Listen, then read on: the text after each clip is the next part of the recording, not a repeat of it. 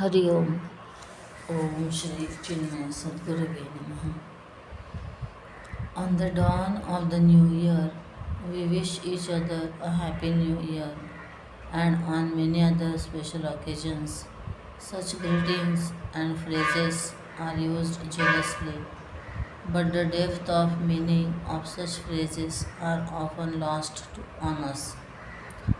Param Poojya Guruji Swami Tejomayananda ji provides profound insight into the depth of the greeting Happy New Year and guides us as to how to truly make our lives happy.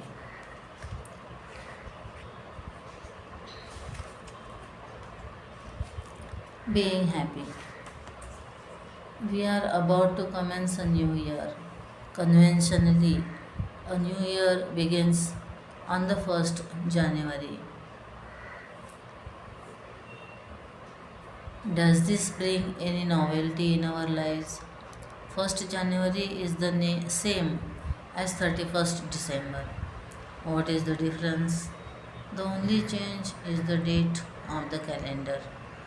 With the change in date, there has to be something new in our lives as well. This novelty is of two kinds, which we are going to term internal novelty and external novelty. What is the meaning of this term external novelty? The world is changing constantly. When the Deepavali festival is approaching, we change the arrangements in our house, paint our house, and this brings a new look to our home. There are a variety of cars available in the market. There are frequent new arrivals as well, and many amongst us aspire to own them. But what about our pocket? If it is empty, what is the benefit of this change? Now, the term internal novelty means a change in our viewpoint. If our vision of life does not improve and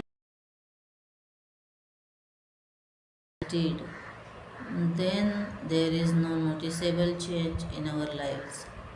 So importantly, it is necessary to bring a change in vision, a change of vision. A transformation in our vision can bring a transformation in our lives as well. And when there is a transformation in our lives, we are surrounded by happiness. As the new year is about to commence, you must have received and will receive many greeting cards. You might have decorated these as a garland of greeting cards in your home. You must have also sent out many greeting cards. What was the message written on these cards? Wish you a very happy new year. However, if someone asks you, how do we make our new year happy? I do not know how to get happiness. I am disturbed. Then, what will be your answer? It is good practice to say Happy New Year, but we must also know how to make our life happy. Therefore, I will now tell you in short a few formulae that will lead us to a happy life. Formula 1, good health. For a happy life, it is necessary to have good health. If our body is not healthy, we can neither sit for this discourse nor can we watch a movie or hear music. We cannot enjoy anything. Therefore, we must try to keep our body healthy. That will make life happy. Formula 2, wealth. The second requirement is that of wealth. For our worldly life, money is required. Saint Samartha Ramdas Swami has also told us, Prapanchi पाहिजे सुवर्ण परमार्थी पंचीकरण. To have money does not mean one should be a millionaire. That is not necessary, but there must be enough wealth in our homes. Even when we wish to serve others, we must have sufficient money. To spend or to do charity, money is required. In short, for oneself and to serve others, one should have sufficient wealth. It is not that one has to collect money enough to safeguard the interest of his several generations. Wealth sufficient for our life and in service of others is enough. Formula 3, discrimination. The third requirement is a discriminative intellect. If one has discrimination, he has everything, and if discrimination is absent, all other things are useless. Discrimination helps us understand what is right and what is not right, and also inspires us to hold on to the right. Formula 4, goodness of the heart. The fourth important requirement is goodness of heart. That is goodness, purity of emotions and feeling, truthfulness of the heart. Alright, let me ask a question. All parents wish to have a son or a daughter, but how do they want their son or daughter to be? They want their son to be educated, intelligent, and smart. If, however, he is over smart, then you have a problem. If he does not have any discipline, if he is a complete extrovert and has cultivated bad habits, then will you like such a son? That is to say, you don't merely want a son, but a good son. Sometimes we change our residence if asked for a reason. We say that neighborhood is not good, so neighbors should also be good, is it not? People come to us and say, Swamiji, you are traveling constantly all over the world. Please look out for a good girl for our son. The girl's relatives say, please recommend a good boy to us. This brings us to the point. What is the definition of good? From within, everybody knows what is good, isn't it? In our day to day life, we say that such and such a person is rich, but he is not good, or he is highly knowledgeable, but not good, isn't it? So, it is necessary that a person should be good. People from our mission centers also request us, send us a good brahmachari, and I to keep looking for a good brahmachari. The disciple desires a good guru, and guru also wants a good disciple. Everybody wants that which is considered good. These are the four factors we have discussed: good health, prosperity, discrimination, and goodness of heart. If all these four are present, then there is happiness all around. So, Happy New Year! Wish you all a Happy New Year. And now that I have wished you, I will also let you how to gain them.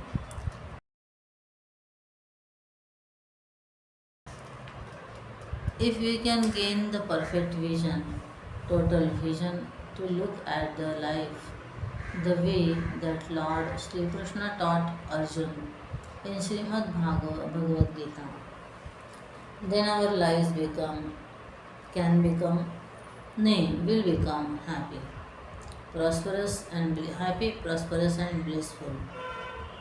There is not a shadow of a doubt about that. Hence, it is most important to study the Upanishads or the Gita. All these above formulae are included therein. Somebody asked me, why should we read the Gita?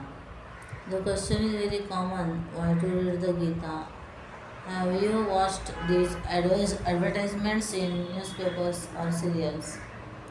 Where, for example, if a person is very fat and he wishes to be slim, there are clinics for this purpose. Health clinics that reduce fat. The advertisement we are talking about are the ones in which two pictures are shown, one before and one after. In the before picture, he was very fat, his tummy was protruding out, and after he visits the clinic, he becomes clean. Another advertisement is about baldness. Let me share an anecdote. Once I met a person, and at that time he had very good hair, but now they have almost disappeared. I asked him about this, and he answered, overheads have reduced. In business, overheads are reduced. It is a good thing.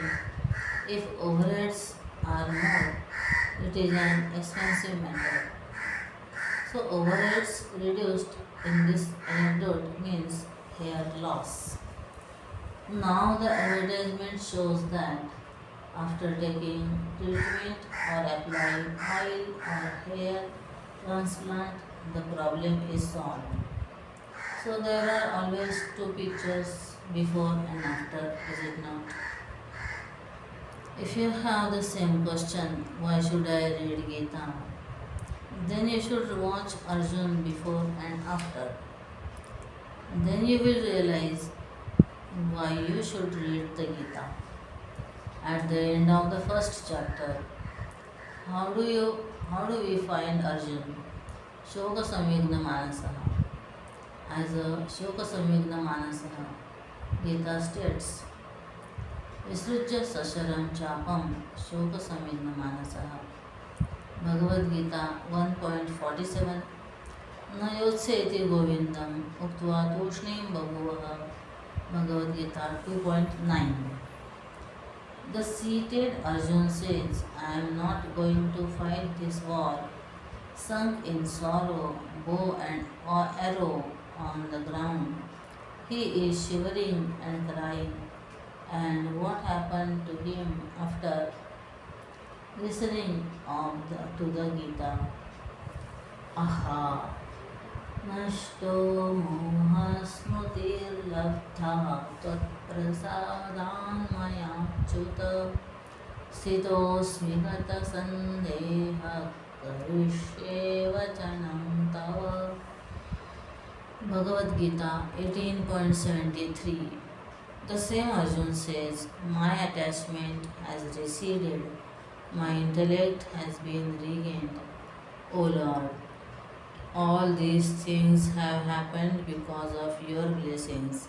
Prasada. Karishye vachanam tava. Whatever you say, I will do. And having seen him standing thus, Sanjay also said, Yatra Yogeshwara Krishna, Yatra Partho Dhanurdharaha, Tatra Shrir Vijayo Bhutir Dhruva Nitir Matirma. Wherever there is Lord Sri Krishna, and it is from Gita 18.78. Wherever there is Lord Sri Krishna and the bow and arrow wielding Arjun, not that Arjun who has relinquished his bow and arrow. There you will find wealth, victory, progress. That is to say, bliss lives there. Here, Bhagavan Sri Krishna symbolizes a holistic vision of life or spiritual vision of, and Arjun represents a person ready to put efforts in accordance with that vision or knowledge. This means where there is both the right vision and right action,